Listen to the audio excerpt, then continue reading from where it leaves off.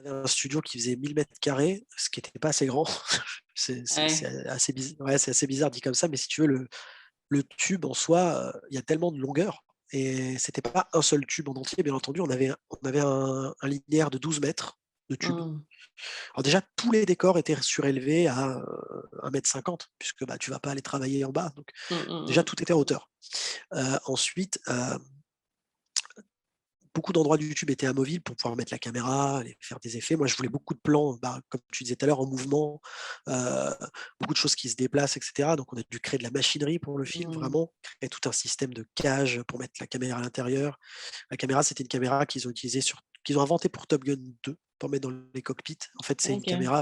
c'est la Sony Venice avec le système, Rialto Cinealta, enfin bref, je t'enverrai si tu veux les refs. Mmh. Hem, En fait, en gros, c'est une grosse caméra de cinéma, mais tu la coupes en 2 et tu as le 1er tiers, en fait, qui part avec l'objectif. Il y a un câble qui et du coup, ça te permet de garder le corps OK. caméra à l'extérieur. Tu vois, ils l'ont fait pour les cockpits dans Top Gun et en fait, tu as juste un espèce comme si tu tournais avec un gros 5D alors qu'en fait, c'est une caméra de ciné, mais c'est juste que le reste de la caméra, bah, tu le fous pas dans le tube, quoi. Donc Mmh. tu as un câble, et câble épais comme ça, tu vois?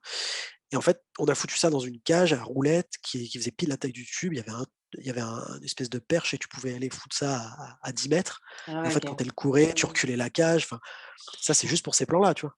Chaque plan, en fait, on a créé un bout de tube pour un plan. Tu sais, tu as un plan où en fait, elle passe comme ça, elle arrive en face, on fait comme ça et on repasse derrière Ah elle. oui, d'accord. Ça, c'est ça, c'est un bout de tube créé pour un plan, tu vois?